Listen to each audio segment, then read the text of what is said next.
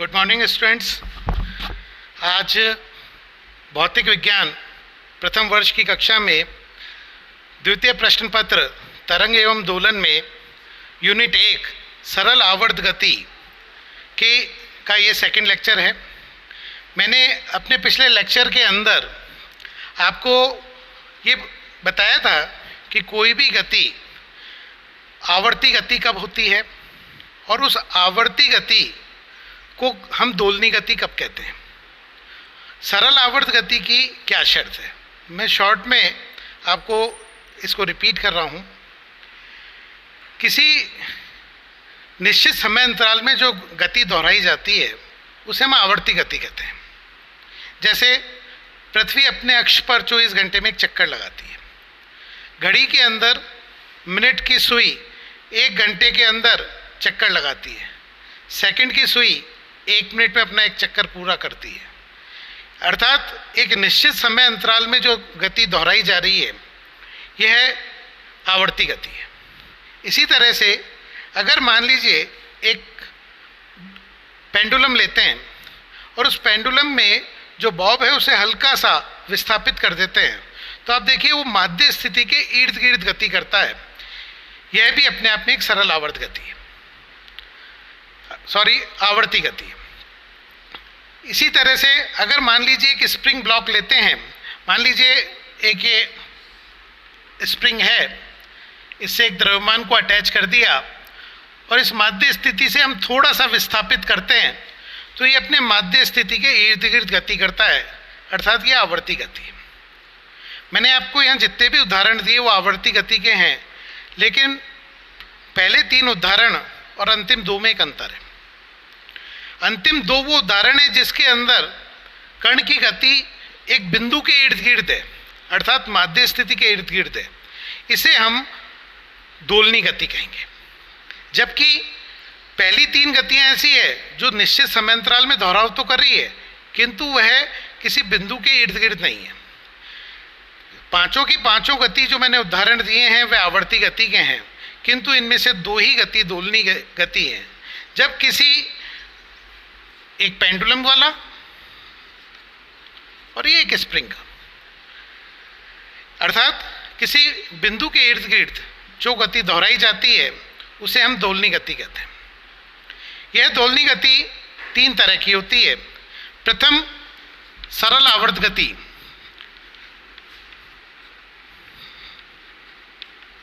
ऐसी गति जो निश्चित समय अंतराल में दोहराई जा रही है और जिसमें ऊर्जा संरक्षित है, इसको हम सरल आवर्त गति कहते हैं। दूसरी आती है अवमंदित दोलनी गति या आवर्त गति। ऐसी गति जिसके अंदर समय के साथ ऊर्जा की हानि होती है, इन्हें हम अवमंदित दोलनी गति कहते हैं। जैसे आप देखेंगे कि वास्तविकता में जब पेंडुलम को हम थोड़ा सा विस्थापित करेंगे तो धीरे धीरे इसका आयाम घटता जाएगा और अंततः यह स्थिर हो जाएगा, अर्थात ये अवमंदित दोलन गति का उदाहरण है।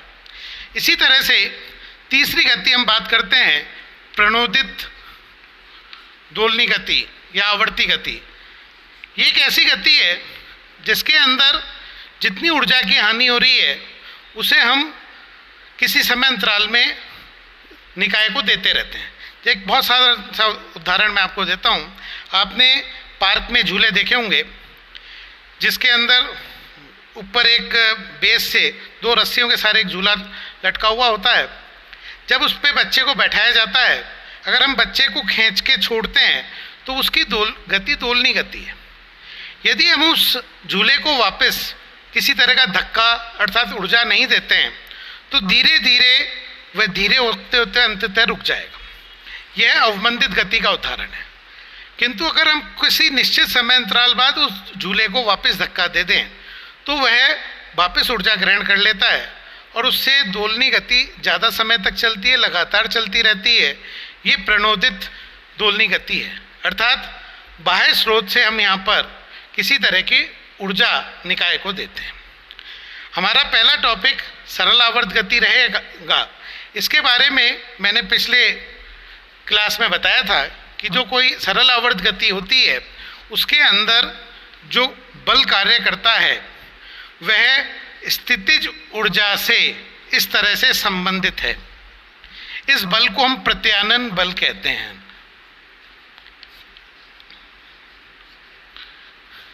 सामान्य तौर पर इस बल को F = -kx लिख देते हैं, जहां पर k बल नियतांक है और x माध्य स्थिति से विस्थापन है।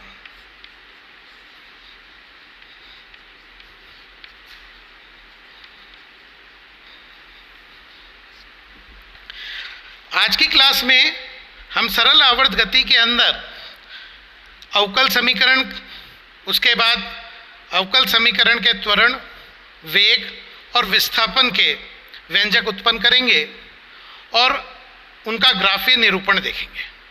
तो अब हम सबसे पहले प्रारंभ करते हैं सरल आवर्त गति की गति समीकरण। हमारा टॉपिक रहेगा सरल आवर्त गति की गति समीकरण।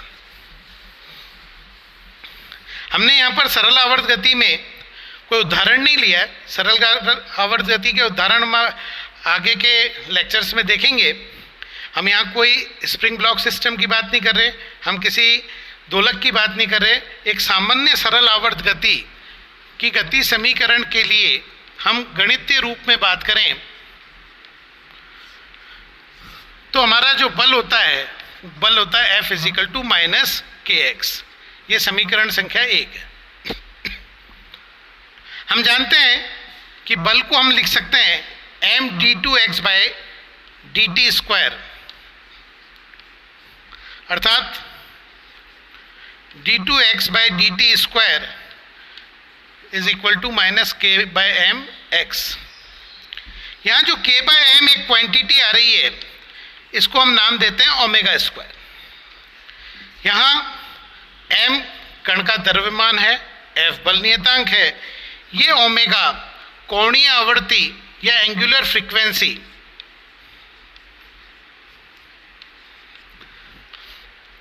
जब इस मान को इसमें रखेंगे तो हमारी समीकरण हो जाएगी d2x/dt² = -ω²x। इस समीकरण को मैं रीएडजस्ट करता हूं तो ये हो जाएगी d2x/dt² + ω²x = 0। यह हमारी सरल आवर्त गति की अवकल समीकरण कहलाती है। अब हम इसके महत्व की बात करें। जो भी एक सरल आवर्त गति कर रहा है उसके अवकल समीकरण d2x/dt² + ω²x = 0 है। अर्थात ऐसा कोई कण जो सरल आवर्त गति करेगा तो उसकी विस्थापन समीकरण इसको सेटिस्फाई करनी चाहिए, इसको फुलफिल करनी चाहिए। यानी अगर हमने आपको कोई विस्थापन दे रखा है, अगर वो विस्थापन सरल आवर्त गति है तो आप उसका मान इसमें रख के देख लें। अगर ये शर्त संतुष्ट होती है तो हम उसे सरल आवर्त गति कहेंगे, अन्यथा वह सरल आवर्त गति नहीं है। यहाँ पर हमारी जो अवकल समीकरण थी d2x/dt² + ω²x = 0, इसके द्वारा हम वेग का व्यंजक ज्ञात करना चाहते हैं। तो आप स्वतः देखें कि ये अपने आप में त्वरण के इक्वल है। तो हमारे पास पहला व्यंजक समीकरण 3 बन गई कि किसी सरल आवर्त गति का त्वरण -ω²x होता है।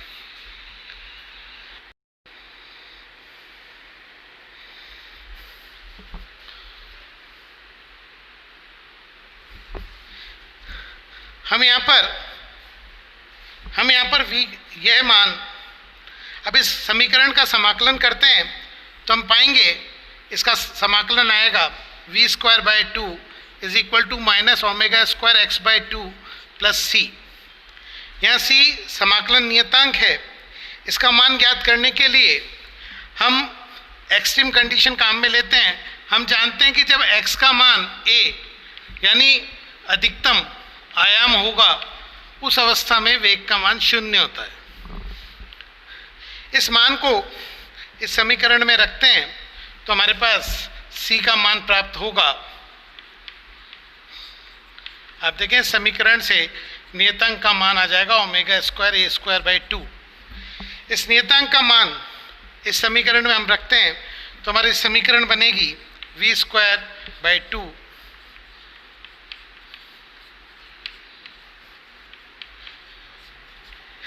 इस तरह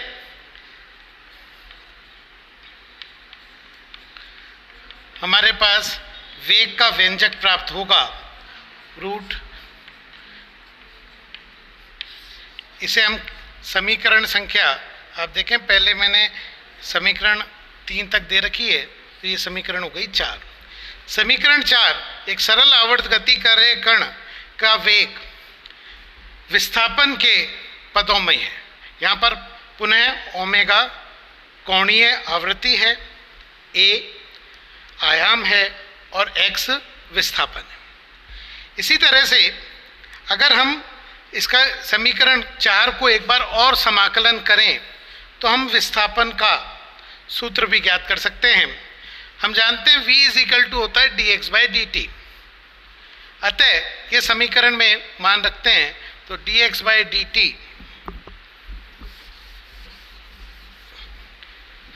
is equal to plus minus omega root A square minus X square. समीकरण को रीअरेंज करते हैं, x के पद लेफ्ट हैंड साइड में ले लिए, t के पद राइट हैंड साइड में ले लिए। अब इस समीकरण का समाकलन करते हैं तो ये हमारे पास आएगा साइन इनवर्स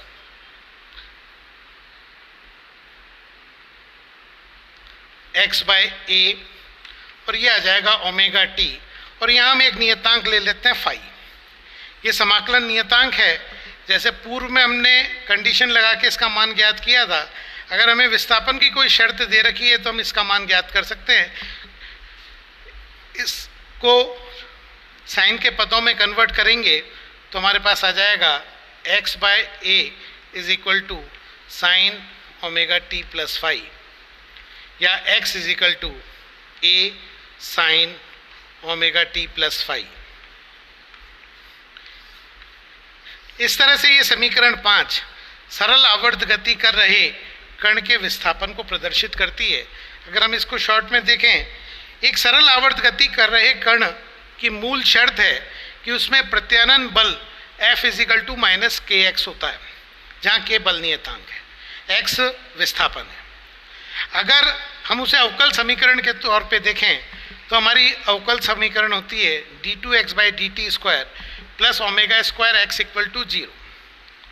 जो भी विस्थापन इस कंडीशन को सेटिस्फाई करेगा, जो भी इस समीकरण को सेटिस्फाई करेगा, वह सरल आवर्त गति को प्रदर्शित करेगा, और जो इसको सेटिस्फाई नहीं करेगा वह सरल आवर्त गति नहीं है।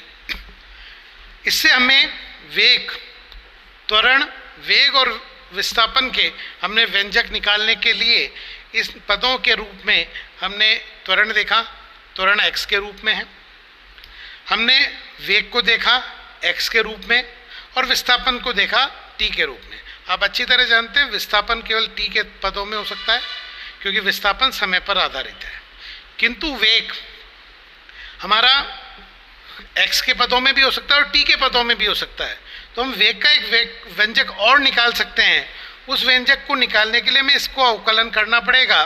तो अगर हम इसका अवकलन करेंगे तो हमारा वेग का व्यंजक आ जाएगा। इसी तरह से ए के भी दो पद होंगे, दो तरह की समीकरण होगी, एक x के रूप में, ये रही हमारे पास, दूसरी t के रूप में। तो मैं यहाँ पर उन पदों को एक साथ कंपाइल कर रहा हूँ।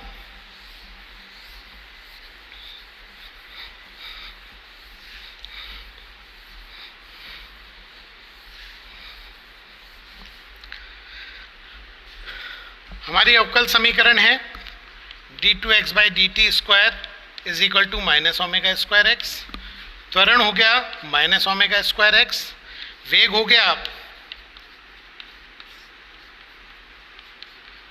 और विस्थापन हो गया।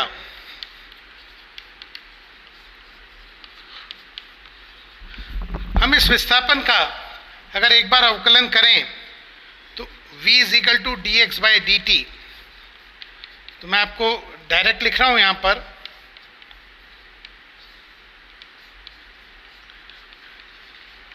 जिसे हम,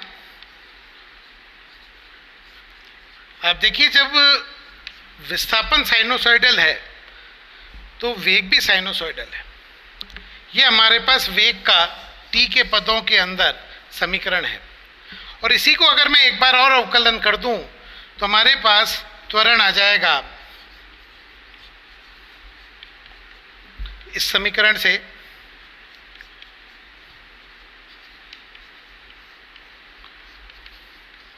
आप देख लीजिए त्वरण आ जाएगा, यानी त्वरण भी अपने आप में साइन फैमिली का है। साइन और कोसाइन एक ही परिवार साइन परिवार कहलाता है। ये मैंने इस टॉपिक की अभी तक की जो सभी समीकरण हैं उनको यहाँ कंपाइल किया है।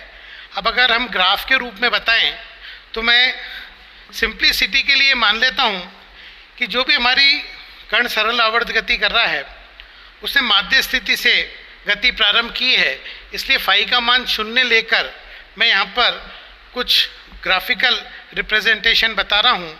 सबसे पहले हम बात करते हैं, मान लीजिए ये समय है और ये विस्थापन है, तो हमारा विस्थापन इस तरह से साइनोसॉइडल आएगा।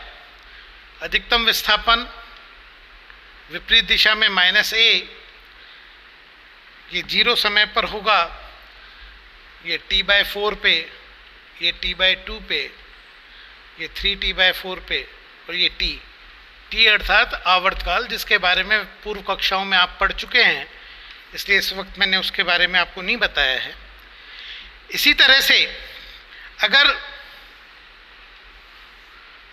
समय के साथ v का ग्राफ बनाऊं, आप देखिए v का ग्राफ कॉस से है, तो v का ग्राफ इन्हीं शर्तों में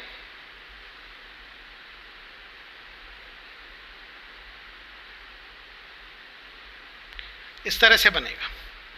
आप देखिए जब t/4 पे विस्थापन अधिकतम है वेग 0 है, और t/2 पर जब विस्थापन 0 है वेग अधिकतम है। इसी तरह से 3t/4 पर और t पर ये मैंने वेग का ग्राफ बनाया। t पर आधारित एक ग्राफ त्वरण का भी देखते हैं। त्वरण का ग्राफ भी साइनोसॉइडल है लेकिन विपरीत है।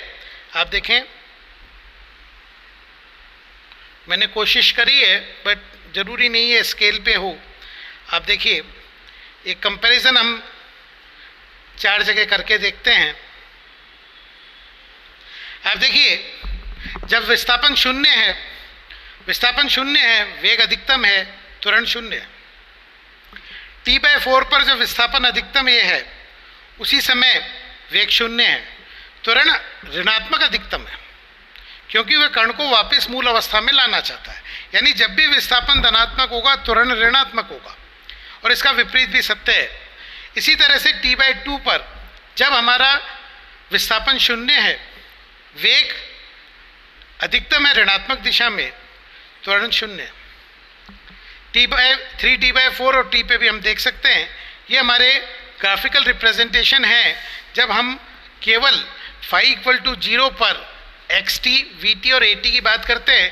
सामान्यतः विश्वविद्यालय परीक्षाओं के अंदर हमारे यहाँ तक के टॉपिक पे कुछ प्रश्न बनते हैं, जैसे कभी अवकल समीकरण की बात कर लेते हैं, कभी हमें कोई विस्थापन दे के पूछ लेते हैं कि ये सरलावर्त गति कर रहा है या नहीं कर रहा है, वेग त्वरण के व्यंजक पूछ लेते हैं, कई बार इन ग्राफिक निरूपण की भी बात करते हैं।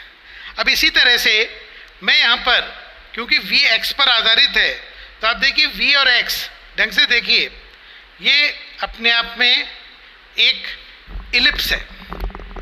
इस इलिप्स के आधार पर अगर मैं बात करूं तो आप वहाँ से परिस्थितियां निकाल सकते हैं। v और x के मध्य अगर मैं ग्राफ बनाता हूं तो आप देखिए जब x का मान a है, वेग का मान 0 है, x का मान 0, वेग का मान अधिकतम है। इन पॉइंटों को आप पॉइंट आउट करेंगे, थोड़ा सा आकृति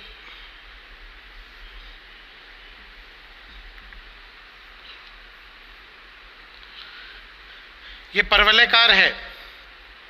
जब x का मान धनात्मक है, वेग का मान धनात्मक भी हो सकता है, ऋणात्मक भी हो सकता है। आप देखिए वेग के दो मान आ रहे हैं। इसका कारण है, यदि कण आगे की तरफ जा रहा है तो वेग धनात्मक होगा, पीछे की तरफ आ रहा है तो वेग ऋणात्मक होगा। अब जरा एक कण पर विचार करें। मान लीजिए ये एक स्प्रिंग ब्लॉक सिस्टम है, ये माध्य स्थिति से आगे जा रहा है और पीछे आ रहा है। तो आप देखिए जब आगे जा रहा है तो वेग भी धनात्मक है, एक्स भी धनात्मक है, लेकिन जब पीछे आ रहा है तो माध्य स्थिति से इस दिशा में एक्स तो धनात्मक है लेकिन वेग ऋणात्मक है। इसलिए हर एक्स के लिए दो मान वी के आ रहे हैं। और इसी तरह से अगर मैं ए और एक्स का ग्राफ ड्रॉ करूं तो वो इस तरह से आएगा, जिसका स्लोप माइनस ओमेगा स्क्वायर के इक्वल है। आप देख सकते हैं क्योंकि जब एक्स धनात्मक है तो ए ऋणात्मक है, और जब एक्स ऋणात्मक है तो ए धनात्मक है। ये हमारा सरल आवर्त गति का सबसे मूल चीज़ों में से दूसरा हिस्सा पूरा होता है, जहाँ सरल आवर्त गति के अवकल समीकरण से त्वरण, वेग, विस्थापन के हमने व्यंजक और उनका ग्राफीय निरूपण की बात करी। अगले लेक्चर के अंदर हम इसके गतिज ऊर्जा, स्थितिज ऊर्जा, कुल ऊर्जा के व्यंजक निकालेंगे, उनके ग्राफीय निरूपण की बात करेंगे और फिर सरल आवर्त गति के कुछ उदाहरणों की बात करेंगे। आप सबका बहुत बहुत धन्यवाद।